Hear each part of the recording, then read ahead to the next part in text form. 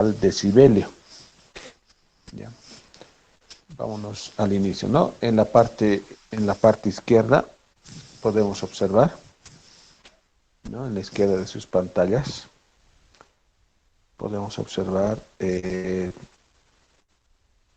tres líneas gruesas donde empezamos, ¿no? O sea, esta es la parte donde está la parte izquierda, va a ser el punto de inicio, ¿no? O sea, podríamos decir un punto uno.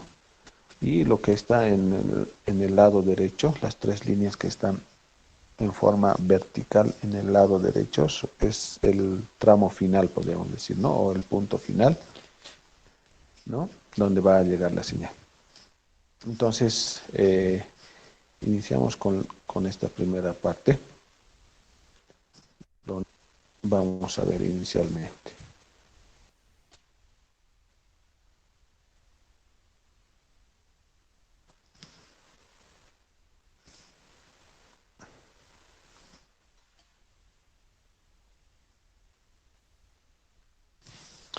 ¿No? Vamos a ver, ¿no? Inicialmente, acá,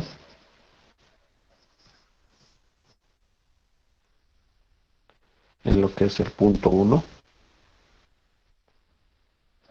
¿no? Tenemos el transmisor. A la salida del transmisor vamos a tener un cierto nivel de potencia, ¿ya? Un cierto nivel de potencia, el cual va a ser la potencia que va a salir del transmisor, la potencia del transmisor. Lo vamos a medir o lo vamos a representar siempre en dBm, en decibelios, en este caso en dBm, ¿ya? Es la potencia que va a salir del transmisor, ¿ya? La potencia que sale del transmisor. Inmediatamente después del transmisor tenemos una línea de transmisión, ¿no? La línea de transmisión que va a producir una cierta atenuación. Y si ustedes observan acá, en este gráfico, se va a producir una una pendiente negativa, ¿no? Que representa la atenuación, ¿no? En lo que se refiere a la línea de transmisión, ¿ya? En lo que se refiere a la línea de transmisión. Luego tenemos la ganancia de la antena, o sea, después de la línea de transmisión viene la antena.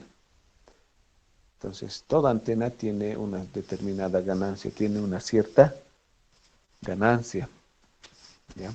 Entonces, la antena, ¿no? Tiene una cierta ganancia. Esta ganancia la vamos a expresar en decibelios, ¿ya? En decibelios vamos a expresar la ganancia de la antena que tiene una pendiente positiva, ¿ya? Que tiene una pendiente positiva, ¿ya? Luego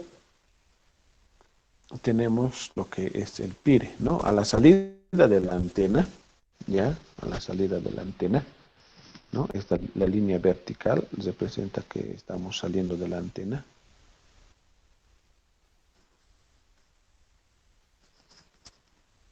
Vamos a tener el pire, ¿no? A la salida de la antena vamos a tener el pire, que es la potencia isotrópica radiada efectiva, ¿no? El pire. Potencia isotrópica radiada efectiva. Es el nivel de potencia que va a salir de la antena, ¿no? De la antena, ¿ya? Es la potencia que va a salir de la antena, el pie, ¿no? Esa señal, ¿no? Esa onda electromagnética que va a ser generada por la antena se va a dirigir hacia el espacio libre, ¿no? El espacio libre, que va a ser el medio en el cual vamos a enviar la señal. El espacio libre, como habíamos ya estudiado anteriormente, el espacio libre produce una cierta pérdida, ¿no? Una atenuación. Esa atenuación es una pendiente, en este caso va a ser una pendiente negativa, ¿no? Va a ser una pendiente negativa, ¿ya?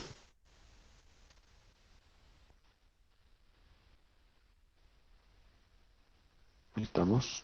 va a ser una pendiente negativa, ¿no? Que va inclusive pasar a niveles negativos, ¿no? O sea, del positivo, va a pasar a niveles negativos, ¿no? Vamos a tener niveles negativos, ¿no? Entonces, en la atenuación de espacio libre, ¿no? Lo que es el LP, el loss path, le vamos a añadir alguna otra atenuación que se podría producir, ¿no? A raíz de algunos otros factores que podríamos considerar al momento de realizar el diseño de radioenlace. Podría ser lluvia, podría ser algún otro efecto propio del sitio donde estás realizando el diseño. O simplemente tomar las previsiones y añadir una atenuación de varios, con unos cuantos decibelios, para poder tener una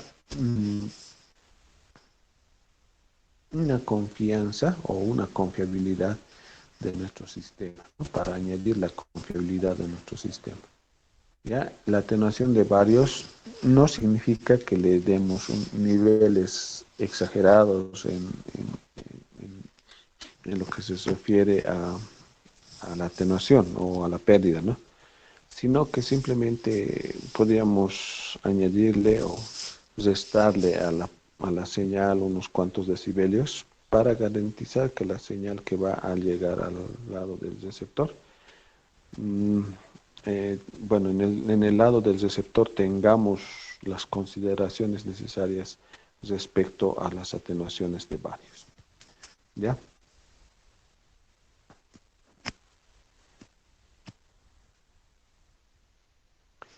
Ya esa señal con una pendiente negativa va a llegar entrada, a la entrada de nuestra antena, ¿no? O sea, en la entrada de nuestra antena vamos a tener, ¿sí? En la entrada de nuestra antena vamos a tener un cierto nivel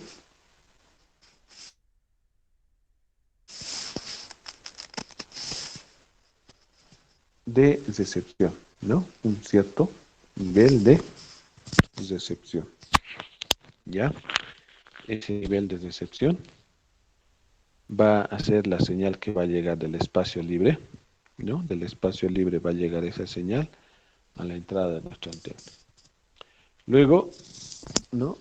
Como habíamos indicado, toda antena, ¿no? Produce una cierta ganancia, ¿no? Toda antena tiene una determinada ganancia, ¿ya? Entonces, aquí vamos a representar esa ganancia con una pendiente positiva que va a ir en escalada hacia arriba, ¿no? ¿Sí? Que va a ir subiendo hasta arriba.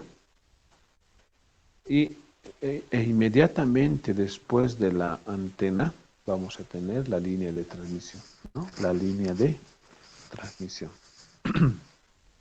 ¿Ya? Esa línea de transmisión va a producir una determinada pérdida, ¿ya? Una determinada pérdida va a producir eh, la línea de transmisión, ¿no? Con una pendiente, y se la representa con una pendiente negativa, ¿no? Una pendiente que va en descenso, ¿no? ¿Ya? Entonces va a ir descendiendo hasta llegar, ¿sí? Hasta llegar a el transmisor, ¿no? Hasta llegar al receptor, ¿no?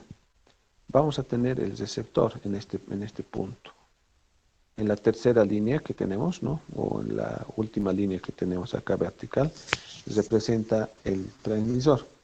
Ya estamos con el transmisor, o perdón, el receptor. Disculpe, el receptor. Ya estamos con el receptor. Entonces, en el receptor vamos a tener una cierta potencia que va a ingresar a el mismo, ¿no? Al receptor. Va a ingresar una cierta potencia de recepción. ¿Ya?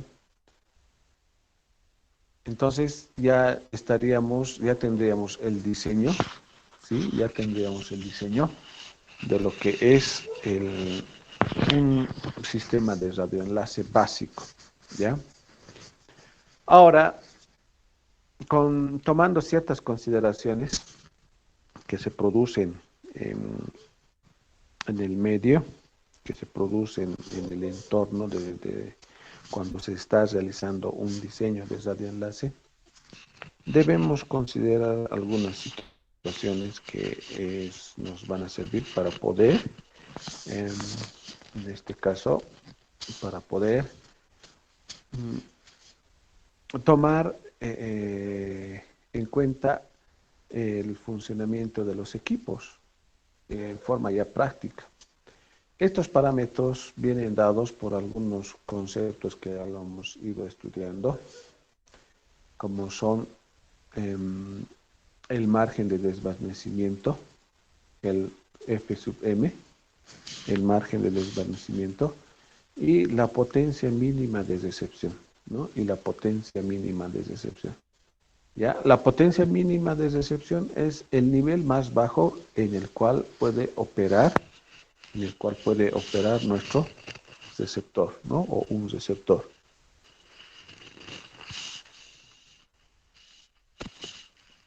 ¿Ya? Es el nivel más bajo en el cual puede operar un receptor. ¿Ya? El margen de desvanecimiento, lo hemos estudiado, es el acolchonamiento, ¿no? Es el acolchonamiento, ¿no? Entonces, hay una fluctuación cuando se está recepcionando un cierto nivel de señal, cuando se está recepcionando un cierto nivel de señal, entre la potencia que va a ingresar, entre la potencia PES RX, ¿no? Y la potencia mínima de recepción, puede existir una fluctuación, o sea, puede ser, la recepción va a ser aleatoria, ¿no? La potencia que va a llegar no se va a clavar en un solo nivel. Eso lo hemos visto porque existe, ¿no? Un acolchonamiento, o sea, el margen de desvanecimiento está en función de qué? Está en función de factores climáticos y en función de terreno, ¿no? O sea, no siempre el clima va a ser el mismo en una región, ¿no? Existen variaciones. Por ejemplo, estos días,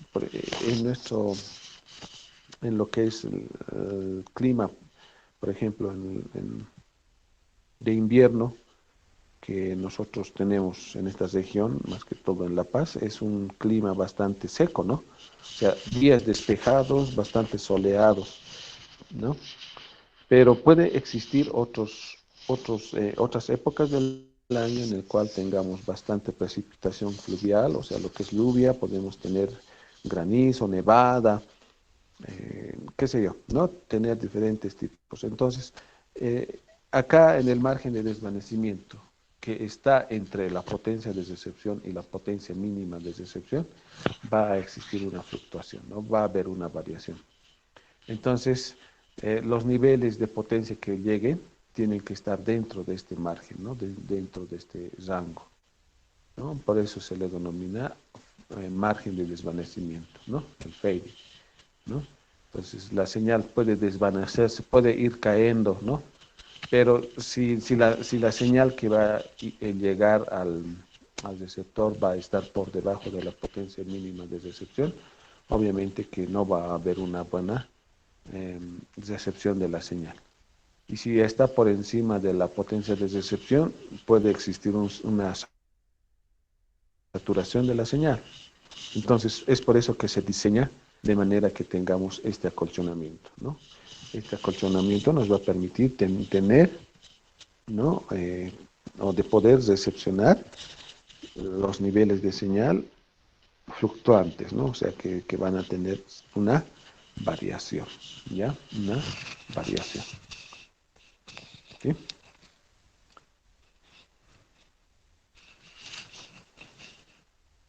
¿Alguna pregunta hasta acá? A este diagramita se lo conoce como, también como el diagrama de Norton. El diagrama de Norton, que también es el balance energético, ¿no? Es el balance energético. que nos permite de alguna forma diseñar de manera más simple y gráfica un sistema de radioenlace. ¿Ya? ¿Alguna consulta que se tenga hasta acá? ¿Preguntas? ¿No hay preguntas, dudas, consultas?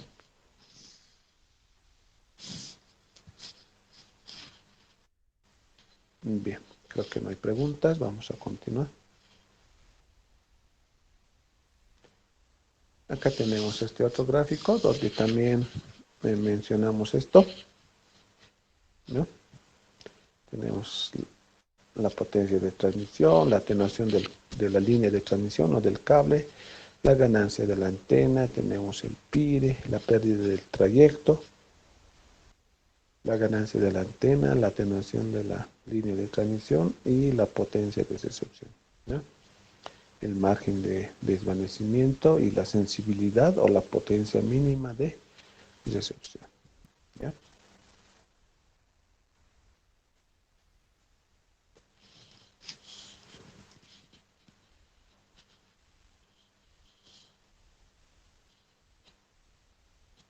Ya hemos visto el perfil del radioenlace. Vamos a ir saltando esto. Veamos lo que es la valoración de distancia de un radioenlace. En un radioenlace tiene que tener ciertas condiciones al momento de ser diseñado o debemos basarnos en ciertas condiciones. Eh, Más que todo de distancia y frecuencia, ¿no? De distancia y frecuencia. Hay un estudio que fue realizado por Noboru Mino, ¿no? Noboru Mino fue estudiado eh, o realizó algunas estimaciones que nos permiten de alguna forma, a grosso modo tener una determinada, un determinado criterio respecto a lo que son los radioenlaces. Tenemos las bandas de frecuencia y tenemos la longitud del trayecto, ¿no? Con frecuencias menores a 2 GHz podemos llegar a distancias de 70 kilómetros, más o menos 20%, ¿no? Con, en la banda de frecuencias de 4 a 6 GHz podemos llegar a distancias aproximadamente dentro de los 50 kilómetros, más o menos 20%. En frecuencias que están por encima o son mayores a 11 GHz podemos llegar a trayectos menores de 30 kilómetros, ¿no? O menos, ¿ya? Entonces, la distancia y la frecuencia son inversamente proporcionales, ¿ya? Son inversamente proporcionales. Ese es el estudio que realizó Noboru Mino, ¿no? O según la estimación de Noboru Mino, ¿ya?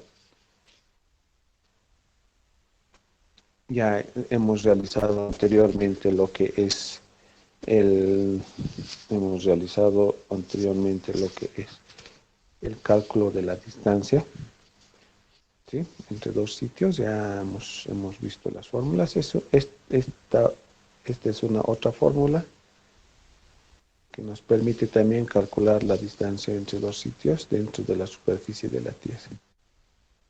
La que conocemos es esta es la formulita que conocemos para poder realizar el cálculo entre dos sitios dentro de la superficie de la Tierra, ¿no? De la distancia entre dos sitios, ¿no?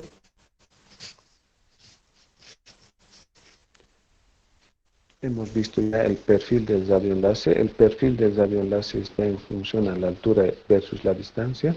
Hemos ido viendo ya el perfil del radioenlace. Vamos a ir saltando esto.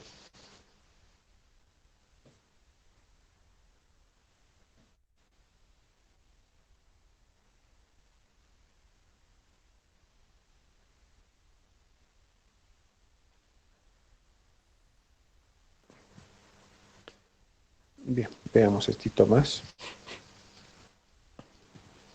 Cuando se realiza un radioenlace entre dos sitios, Se requiere realizar un apuntamiento exacto, ¿no? O sea, necesitamos apuntar en las antenas en una determinada dirección, en el horizonte, ¿ya? Entonces, nosotros conocemos el norte geográfico y tenemos como referencia el norte magnético.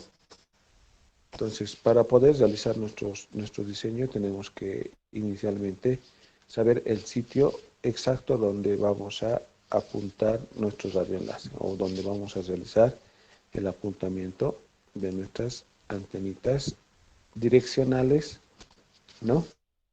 Que nos van a permitir realizar el radioenlace. Para ello, utilizamos las coordenadas geográficas, ¿ya? Y con los datos de latitud y longitud vamos a calcular los ángulos, ¿no?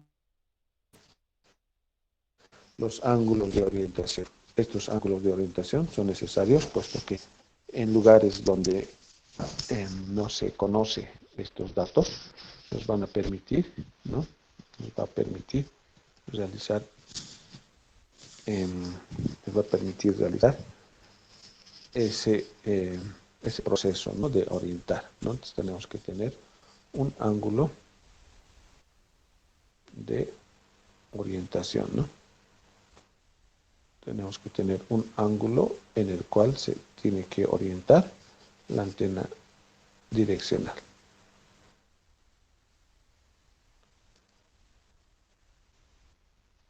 ¿no? Entonces, esto se logra gracias a estas relaciones matemáticas que les estoy mostrando, ¿ya? ¿No?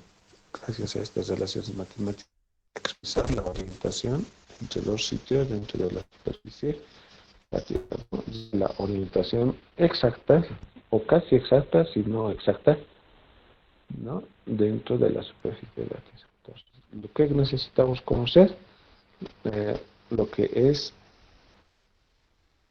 lo que es la latitud y la longitud de estos sitios, ¿no? La latitud y la longitud de estos sitios, ¿ya? Puesto que al momento de realizar la orientación tenemos que tener, ¿no? Tenemos que tener, ¿no? Un parámetro que nos va a permitir tener la exactitud, ¿no? Y como se muestra en este gráfico, esto no está de acuerdo, ¿no? En el segundo punto hay una desorientación, ¿no? ¿Ya? Entonces tenemos que tener gracias a esta formulita, a estas relaciones matemáticas que hemos ido presentando, vamos a poder lograr un buen apuntamiento de nuestro sistema, ¿ya?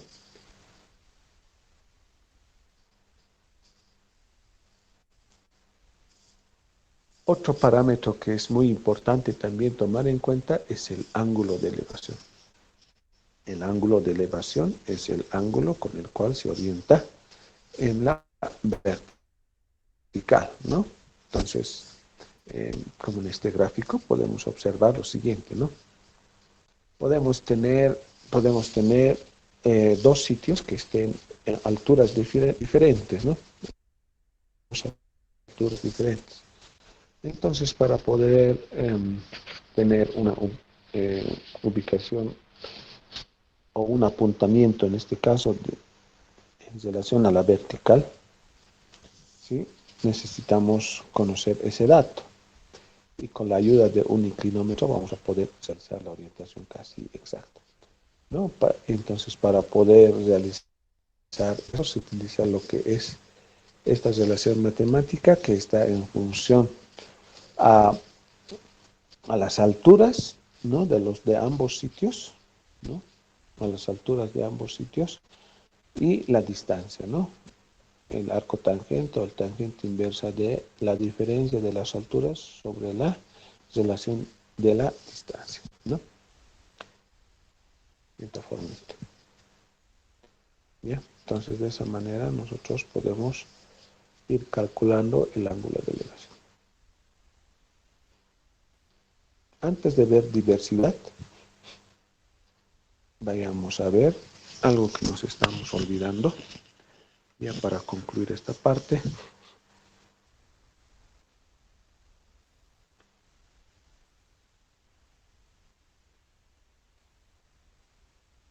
Algo que nos estamos son las zonas de Fresnel. Este texto ya está en el Classroom, por si acaso lo pueden ir descargando, y algún otro material más adicional que nos va a permitir ya tener el material para completarlo todo lo que es la materia, ¿ya? Entonces, ¿qué son las zonas de Fresnel? Las zonas de Fresnel son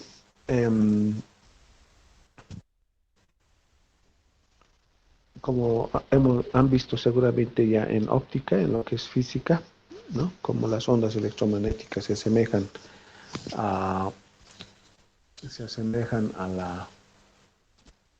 la propagación a las ondas de luz. Entonces, las zonas de Fresnel son de la misma forma, ¿no? O sea que las ondas electromagnéticas van a tener un comportamiento similar a el de la luz, ¿no? Donde se va a generar, ¿no? El efecto Fresnel, ¿no? En la luz. Entonces, lo mismo sucede con las ondas electromagnéticas. Al momento de transmitir de un punto a otro, se va a ir creando lóbulos de radiación, un lóbulo de radiación, ¿sí? Este lóbulo de radiación va a ser generado al momento de la transmisión, y en la recepción también se va a replicar ese lóbulo de radiación, ¿no? Entonces, el lóbulo de radiación tiene que estar libre de obstáculos, ¿no? Debe estar libre de obstáculos, no debe existir obstáculos que penetren a ese lóbulo de radiación, ¿no? Entonces, a ese lóbulo de radiación se la estudia de manera que se la compara con la luz, ¿no? O sea, el comportamiento de la luz, y el comportamiento que tiene la luz es estudiado o es explicado por Fresnel, ¿no? De ahí vienen las zonas de Fresnel, ¿ya? De ahí vienen las zonas de Fresnel, ¿ya? Entonces, entre el transmisor y el receptor se va a generar un elipsoide, ya que los representamos en forma gráfica con un paralelogramo en este caso, ¿no? Donde vamos a tener desde el punto de transmisión, ¿no? Al punto de recepción, desde el punto de transmisión al punto de recepción, vamos a tener, ¿ya? Desde el punto de transmisión al punto de recepción vamos a tener una línea recta, que sería la línea visual, ¿ya? La línea que está de color negro, que ustedes pueden observar, desde el punto desde TX, que es el punto de transmisión, hasta RX, que es el punto de recepción. Entonces vamos a tener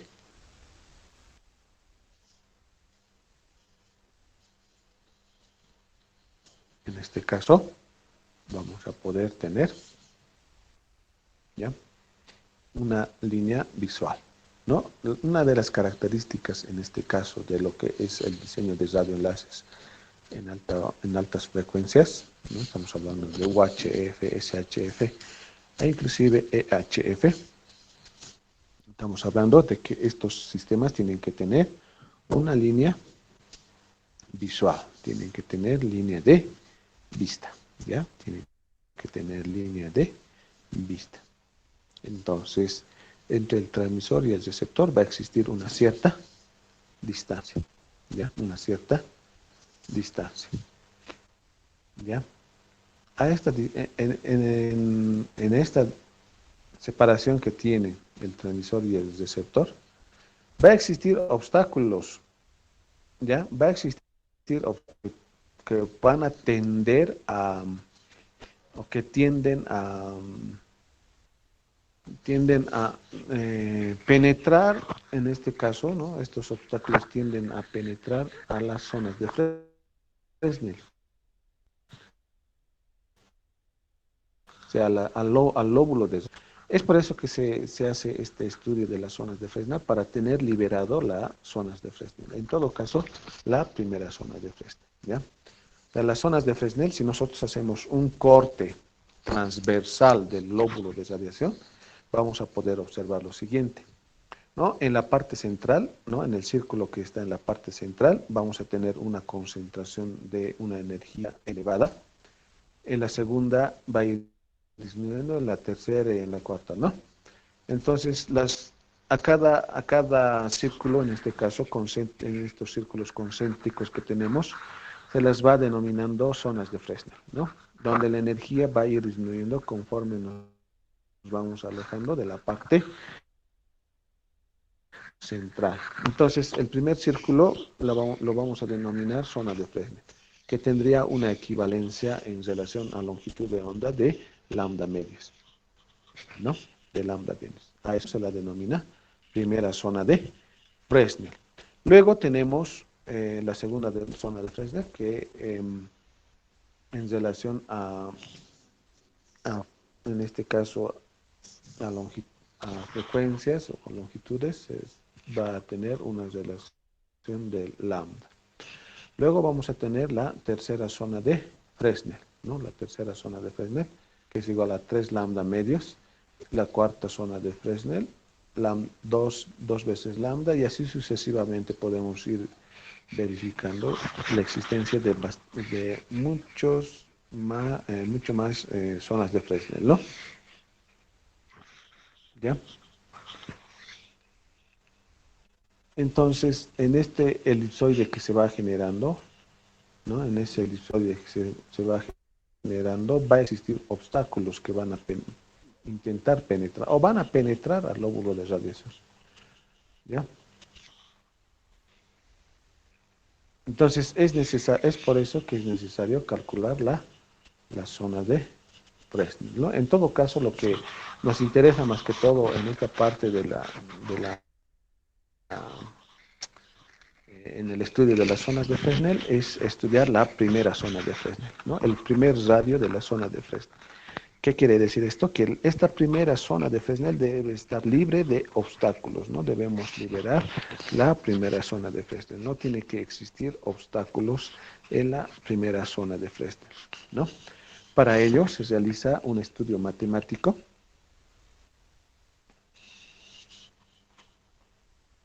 Se realiza un estudio matemático en función a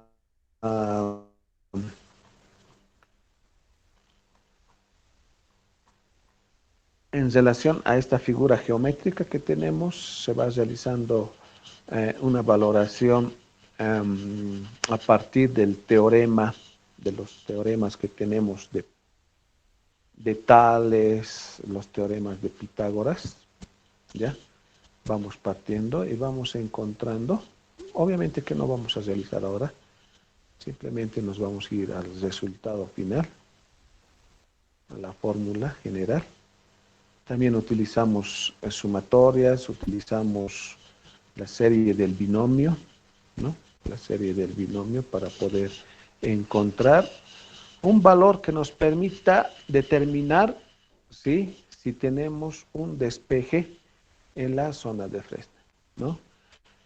¿No? Entonces, para poder determinar si tenemos un despeje en la zona de Fresnel, tenemos esta relación matemática, ¿no? La primera zona de Fresnel está dando en metros y esto es igual a 17.32. La distancia que va a estar en kilómetros, la distancia 1, distancia 2, en relación a la frecuencia por la distancia total. Explicamos la distancia 1 y la distancia 2. ¿Qué es la distancia 1 y qué es la distancia 2?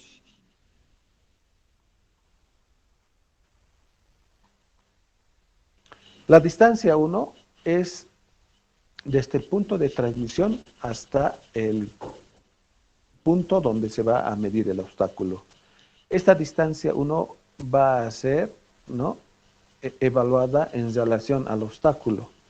No necesariamente el obstáculo va a estar en la parte central. El obstáculo puede estar situado en cualquier punto dentro del trayecto de radioenlace. La distancia 2 simplemente va a ser la diferencia entre la distancia total y la distancia 1, ¿no? ¿Ya? Entonces, vuelvo a repetir, la distancia 1 es entre el transmisor y el receptor, entre la distancia 1 es entre el transmisor, ¿no? Entre el punto de transmisión, entre el punto 1 y el obstáculo, ¿no?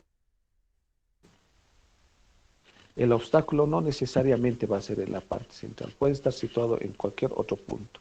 Y la distancia 2 es la distancia entre el obstáculo y el punto de recepción. Vuelvo a repetir, no necesariamente el obstáculo tiene que estar en la parte central. Puede estar situado en cualquier punto dentro del trayecto de la distancia total. ¿Ya? Entonces, para ello, en cualquiera sea el obstáculo que se encuentre, nosotros debemos calcular la zona de Fresnel en ese punto donde veamos conveniente o donde se vea conveniente realizar en este caso, el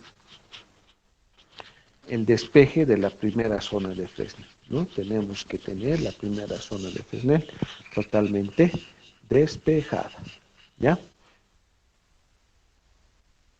Entonces volvemos a repetir.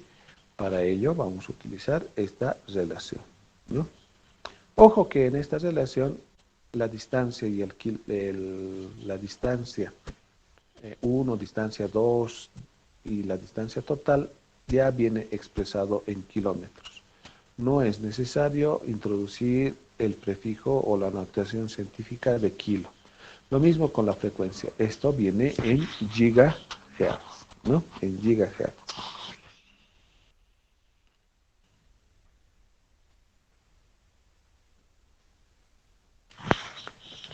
También para poder realizar el despeje de las zonas de Fresnel debemos calcular la altura de las torres, ¿no? O la altura donde se va a ubicar la antena, ¿no? En forma ya más práctica. Para ello vamos a utilizar ciertos parámetros que van a estar en relación a la altura en la que se va a ubicar el punto de transmisión y el punto también de recepción. Debemos considerar las alturas, ¿no? Debemos considerar las alturas de los mismos, tanto en la altura del terreno, del nivel del terreno, y la altura en la cual se va a situar, en este caso, se va a situar la antena transmisora, ¿no? O la torre de transmisión, ¿ya? La torre de transmisión, ¿ya?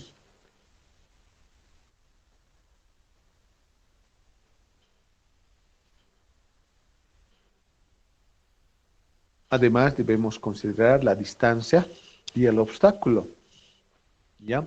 Entonces, una vez que sepamos, que calculemos las zonas de Fresnel, la primera zona de Fresnel, una vez que se tenga el cálculo de la zona de Fresnel, debemos hacer una evaluación con delta H. ¿De qué es delta H? Delta H va a estar en función a las alturas de los sitios, de las antenas, las distancias y todos estos parámetros que estoy marcando, inclusive el factor K de curvatura de la Tierra, el radio de la Tierra y todos estos parámetros, y debemos evaluar, ¿no? En esta evaluación dice delta H debe ser mayor a la primera zona de Fresnel.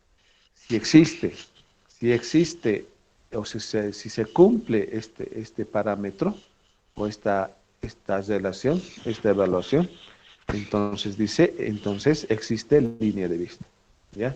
Si no se cumple si no se cumple esta relación o esta comparación, ¿no? O sea, si delta H no es mayor a la primera zona de Fresnel, entonces no existe línea de vista. Entonces debemos tratar siempre de que al momento de realizar un diseño de radioenlace, estos factores o esta comparación o esta relación que tenemos de delta H sobre F sub 1 se cumpla, ¿ya?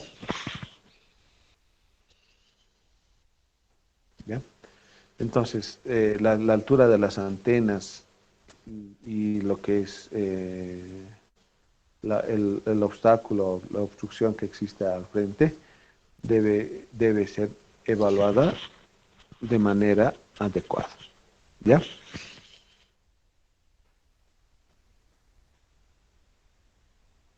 ¿Alguna consulta sobre las zonas de Fresnel? ¿Preguntas, consultas sobre las zonas de Fresnel?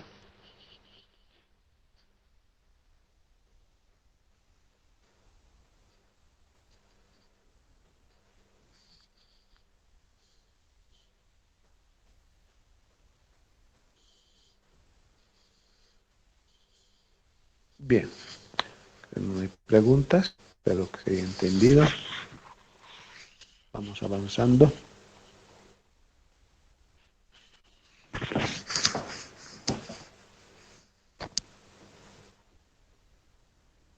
Ahora sí veamos lo que es la diversidad.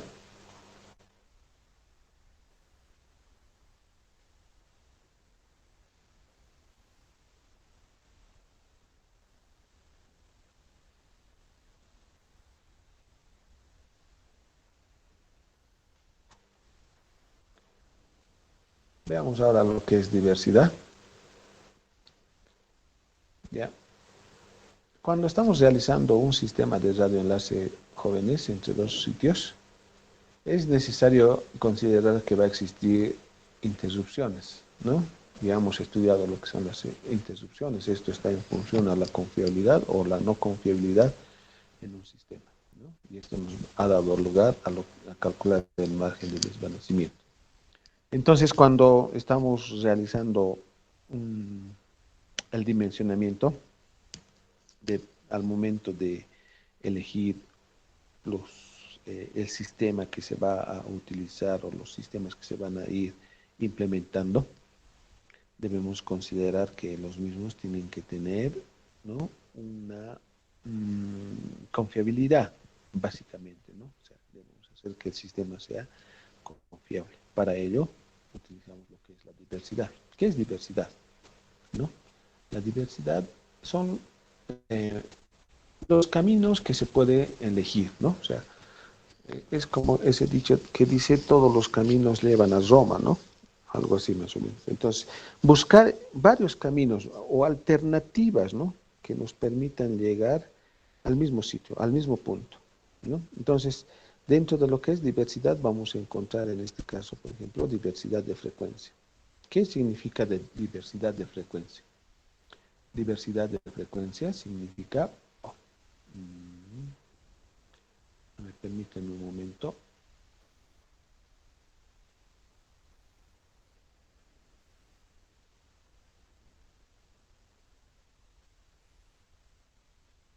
Ya, voy a dejar de compartir esto, voy a compartir otra presentación. Se ha ido desconfigurando esto. Ya, voy a dejar de compartir, voy a compartir otra presentación.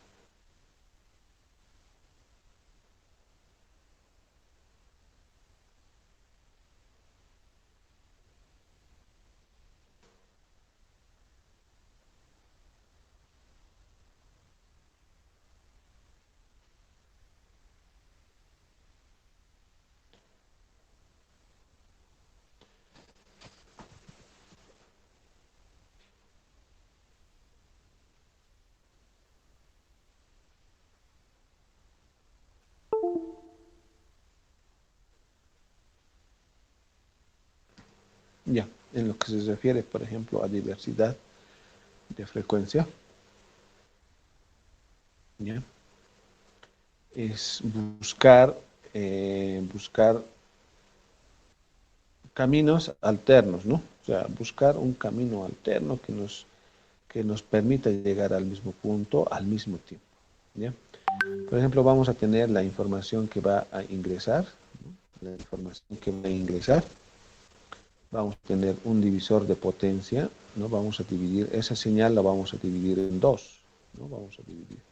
Vamos a tener un transmisor de microondas con una frecuencia A y vamos a tener otro transmisor de microondas con otra frecuencia B. Estaríamos hablando de dos frecuencias diferentes, pero casi en el mismo rango, o sea, muy cercanos, ¿ya? O sea, si decimos que estamos transmitiendo con 5.4 gigas, entonces el otro podría ser 5.41 gigas, digamos, ¿no? O sea, frecuencias bastante próximas, ¿ya? Vamos a tener un filtro pasabajos o pasabanda a un filtro pasabanda, ¿no? Para el transmisor B. Vamos a tener acá un combinador de canal. Vamos a combinar, o sea, vamos a eh, tener un dispositivo que nos va a juntar las dos frecuencias y vamos a salir con una sola antena, ¿no? Con un solo elemento radiante, o sea, una antena. Vamos a salir al espacio libre. Esa señal va a llegar a la antena receptora. Esa señal va a llegar a la antena receptora. Vamos a tener un separador de canal, uno para la frecuencia A y otra para la frecuencia B. Vamos a separar. ¿Ya? Va a llegar la frecuencia A al receptor A. Va a llegar la frecuencia B al receptor B. Y vamos a tener un detector de calidad, ¿no? O sea, ¿qué quiere decir esto? En el trayecto, en el espacio libre, puede suceder ciertas cosas, ¿no? En el espacio libre. ¿Ya? Puede ser que la frecuencia A sea atenuada o la frecuencia B sufra cambios, ¿no? Entonces, el selector de calidad, nos va a permitir seleccionar la mejor nivel de señal, el mejor nivel de señal, ¿no? Vamos a seleccionar la frecuencia A o la frecuencia B, se va a seleccionar. Y en función de esto va a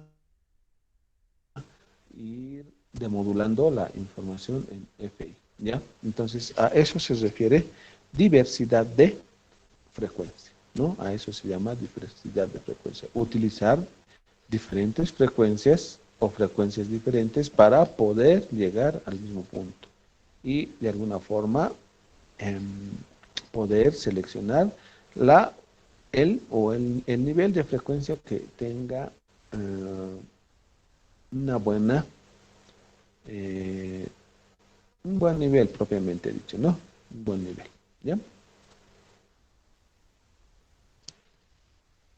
Usualmente en los sistemas de radioenlaces, el- una diversidad, cuando se está utilizando una diversidad de frecuencia, usualmente se observa una sola antena. En cuestión de equipamiento se pueden observar dos equipos, dos transmisores en el mismo punto, ¿no? Entonces, en relación a eso, simplemente se utiliza una sola antena, ¿no? En diversidad de frecuencia. Hay otra diversidad que es la diversidad de espacio. La diversidad de espacio va a utilizar prácticamente una sola frecuencia, ¿no? Va a ir utilizando una sola frecuencia, pero en este caso vamos a tener un separador de canal o un combinador de canal que nos va a separar la señal en dos, ¿no? O sea, ¿qué quiere decir eso? Que vamos a salir por dos antenas, ¿no? Una de las antenas va a servir para que podamos llegar a un punto y en el otro extremo, de la misma forma, en el lado del receptor vamos a tener otras dos antenas, ¿ya? Entonces, estas antenas estas señales van a llegar a esas antenas y se van a combinar y seleccionar, vamos a seleccionar la mejor señal, ¿no? Se va a seleccionar la mejor señal. Entonces, estaríamos utilizando en este caso dos caminos, ¿no? Dos vías para poder enviar la misma información. Puede ser que en el trayecto, ¿no? Una de las señales sea desvanecida sea atenuada y la otra va a llegar, ¿no? O sea, esa posibilidad tenemos, ¿no? La separación entre las antenas, entre las dos antenas, es de unos cuantos, ¿no? Está en relación a, ¿no? 10 veces lambda, 20 veces lambda en función a ciertos parámetros, ¿ya? que se utilizan para poder realizar en el arreglo de antenas, ¿no? Acá vamos a utilizar el arreglo de antenas, donde vamos a utilizar diversidad, ¿no? En este caso tenemos, por ejemplo, en este gráfico, tenemos un sistema que está utilizando diversidad de espacio, ¿no? Diversidad de espacio. La señal llega, ¿no? A través de dos caminos. Esto está orientado en una misma dirección. En el otro extremo debe existir un sistema donde está transmitiendo, ¿no? Donde se está transmitiendo también de la misma forma, ¿no? Entonces está llegando de esa manera, ¿ya?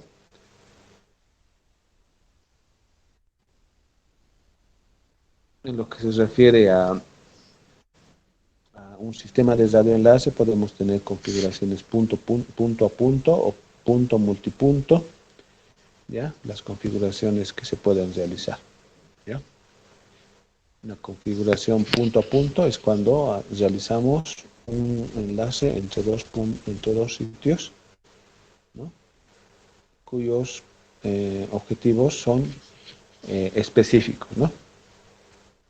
Cuando tenemos punto multipunto, tenemos un punto de estación central o un punto donde se transmite a varios puntos, ¿no? Como una red estrella, por ejemplo, ¿no? Podemos tener, ¿no? Punto multipunto, ¿ya?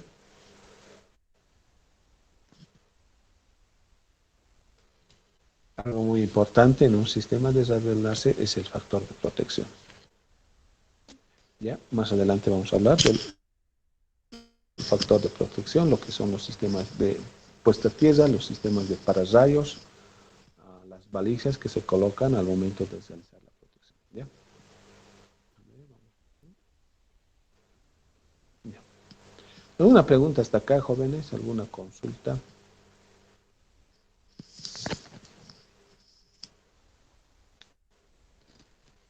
¿Preguntas, dudas?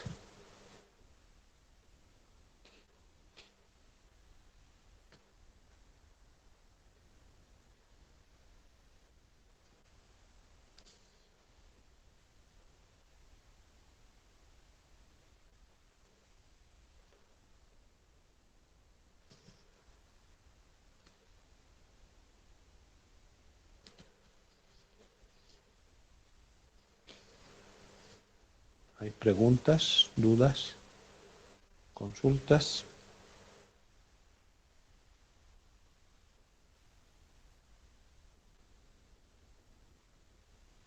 ¿Todo está claro?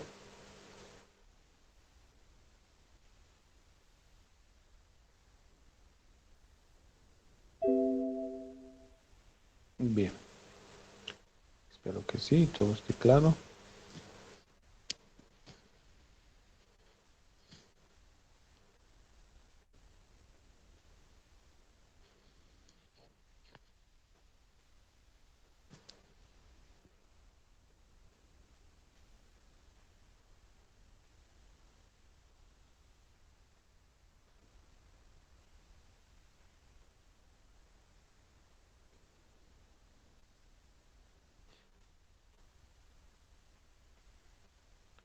Quería informarles que ya hasta esta tarde les voy a publicar ya las notas del segundo parcial. Um, en la situación habíamos ya eh, prácticamente dado las fechas de examen, pero creo que no hemos considerado que el día lunes es feriado, ¿ya? El día lunes es feriado y se nos va a hacer un poco imposible, bueno, es muy difícil porque es feriado, ¿no? Tenemos que respetar eh, todos estos, eh, todas las fechas que existen. No podemos realizar nuestras actividades ese día. Eh, y de alguna forma vamos a tener que hacer una reconfiguración a nuestro cronograma de actividades que tenemos para la materia de propagación. ¿Ya? Eh,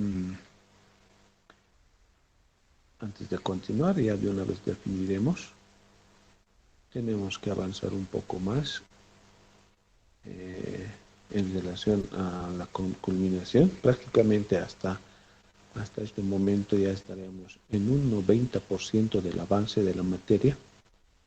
Hemos logrado llegar hasta, hasta el 90%, hasta este momento. Y de alguna forma tenemos que acabar casi al 100%. Y para ello vamos a hacer una reconfiguración de nuestro calendario de actividad. Ya, yo tengo que presentar las notas hasta, tengo que subir al sistema hasta el viernes 25. Ya, hasta el día viernes 25 tengo que subir las notas. Ya, considerando que el día lunes 21 es feriado nacional. Creo que habíamos puesto como fecha de examen, si me pueden corroborar. ¿Alguien que está atento?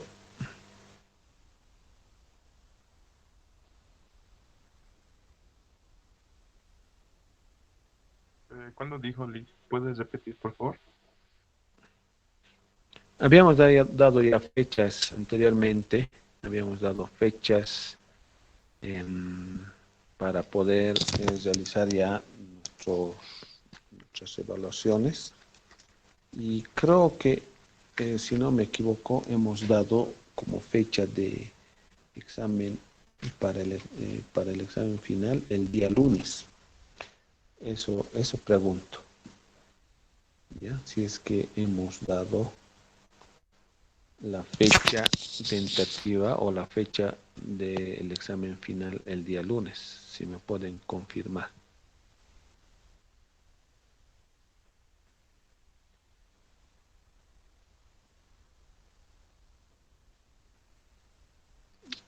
¿Alguien tiene anotado? ¿Alguien ha tomado nota de eso? Si no, si no hemos dado esta fecha, entonces ahora podemos ir dando ya nuestras fechas de exámenes y todo lo que tenemos que hacer con respecto a la materia. ¿Ya?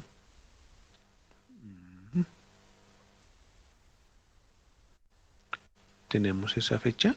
¿O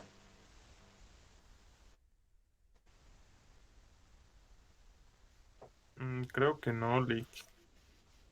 qué fecha hemos dado, perdón? ¿O es este miércoles?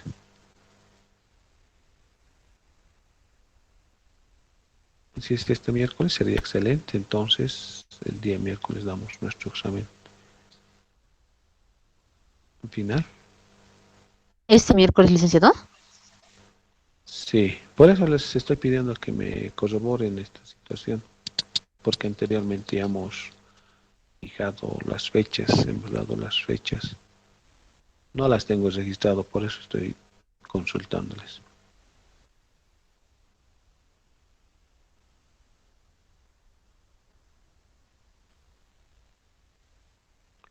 Bien, bien. Entonces vamos a ir fijando ya fechas, como no tenemos fechas específicas. Permítame. Licenciado, lo que yo Sí. recuerde, solo hemos hablado sobre el primer parcial. Bueno, perdón, disculpe, es el segundo parcial y tampoco habló del tercer parcial. Ah, ya. Está bien. Gracias, gracias. Entonces ahora fijaremos nuestro examen final o el tercer parcial. Ya. Permítanme. Vamos a ver nuestro cronograma. Ya, hoy día es 14. Día miércoles 16. El 21 es feriado. lunes 21 es feriado.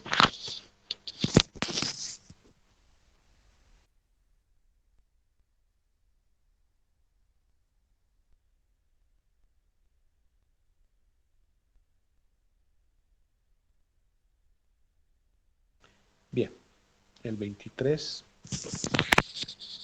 el 21 es feriado, nada que ver el 21. ¿Qué feriado es el 21? Tengo aquí marcado. ¿Es San Juan o qué es?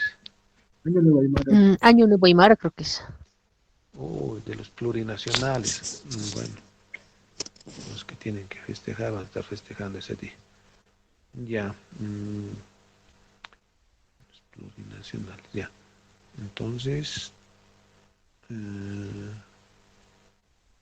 el examen final lo vamos a dar. Vamos a tratar de extender un poco, haciendo todo el sacrificio necesario. El 16 vamos a pasar de forma normal. El 16 vamos a culminar con la materia, el miércoles 16. El examen final lo estaríamos dando el miércoles 23, ¿ya? El examen final, ¿ya? Lo estaríamos dando el miércoles 23 a 8 de la mañana tenemos, ¿no? 8 de la mañana en punto, ¿ya? El examen el examen final. Entonces, como ya les voy a pasar las notas, hasta el día miércoles, hoy día les voy a pasar, ya les voy a subir las notas del segundo parcial, ¿ya? Y hasta el día,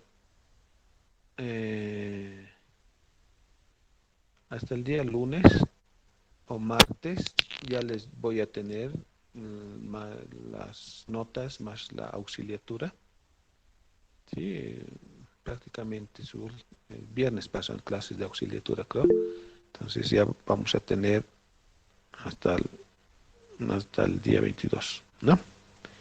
¿Ya? Entonces estaríamos hasta ahí, ¿ya? El examen entonces sería el 23, dicen. El 23. Y ya tengo calificado las prácticas.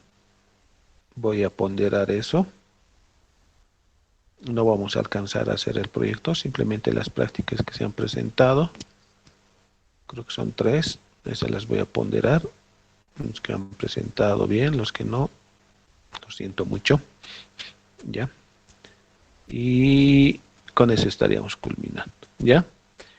Los que no hayan logrado conseguir una nota que sea mayor a 51, o sea, los que hayan reprobado en estos 3 parciales y en todas las evaluaciones que se tiene de auxiliatura y de prácticas y todo eso, el examen del segundo turno lo daríamos ese mismo día miércoles a las 4 de la tarde, ¿ya? Ese día miércoles lo vamos a dar a las 4 de la tarde. Ese mismo día miércoles, ¿ya? El segundo turno. Sí. No, no, no, no, no tomo yo examen secundario. No tomo. No acostumbro más. Sí, sí. No, en mi materia no hay recuperatorio. Sí. Ya. Sí, no hay recuperatorio. Ya. Por eso tenemos primer parcial, segundo, final, prácticas, auxiliatura y todas las posibilidades, ¿no? Entonces, no hay recuperatorio en mi materia, ¿ya? No tomo. Opcional es el recuperatorio, ¿no? No está normado, no es obligatorio, por si acaso. El 2T sí, el 2T está en los reglamentos universitarios, ¿no? El segundo turno es una conquista de los centros de estudiantes de la FUL, no sé. Eso es, por eso tienen 2T, ¿ya? Después, con el recuperatorio es opcional, ¿no? Es opcional. Si el docente piensa que cree que todo está mal, entonces toma el recuperatorio, si no, lo deja ahí, ¿no? Eso es opcional, por si acaso. Cuidado que digan, no, que no estoy tomando. No acostumbro, ¿ya? No acostumbro a tomar. Antes tomaba recuperatorio, pero poco de poco o nada servía el recuperatorio. Se volvía a repetir la misma figura, ¿no? De lo que querían recuperar, ¿no? Ya, entonces, por eso he optado por no tomar hace mucho tiempo lo que es el recuperatorio, ¿ya? Entonces, en eso quedaríamos, ¿ya? Tomen nota entonces, el examen el examen final o el tercer parcial, el día viernes 23. El día viernes, o digo miércoles 23, miércoles 23. Hasta el mediodía yo ya voy a tener seguramente las notas e inmediatamente vamos a publicar las calificaciones y los que no hayan logrado llegar a la nota de aprobación, ese mismo día miércoles vamos a tomar el examen del segundo turno a las 4 de la tarde, ya, ese mismo día. Así nos vamos a terminar casi al límite porque yo tengo que entregar las notas ya máximo hasta ese día viernes, tengo que subir las notas al sistema. Ya creo que les viene el curso de invierno, de otoño, no sé. Entonces ustedes ya tienen esa previsión. ¿Ya? A ver qué más. Entonces, como tenemos una clase más, la siguiente clase vamos a hacer vamos a manejar el PAD2. Estuvimos con 2 sitios, vamos a ver eso y ya prácticamente lo que nos faltaría en esta materia sería la parte de energía, protección, ¿no? Y lo que es la infraestructura, que lo vamos a ver la siguiente clase, ¿no? Energía, protección e infraestructura. Eso vamos a ver la siguiente clase y además de que vamos a hacer una simulación con el radio mobile, ¿no? Estamos haciendo y con eso culminaríamos la siguiente clase. ¿Ya? Entonces, hasta el mediodía yo les voy a publicar las notas del segundo parcial, ¿no? Y hasta el día martes de la siguiente semana, sí, hasta el martes ya vamos a tener las notas de auxiliatura y todo lo que se haya ido calificando en este semestre. ¿Ya? Bien, jóvenes, si no existe alguna otra pregunta. Dice ¿habrá tercera parcial? Tercer parcial. Claro, el tercer parcial es el examen final. Que vamos a dar esta semana, Ulises, o a la siguiente. ¿Cómo dices? ¿La siguiente semana o esta semana va a ser, Ulises? No sé qué día será, 23, será esta semana o la siguiente semana, eso te vas a fijar en tu calendario. A ver, agarra tu calendario, 23, ¿qué día es? ¿Esta semana o la siguiente semana? A ver. Las siguientes, no, no lo escucho. Ah, ya, ese día.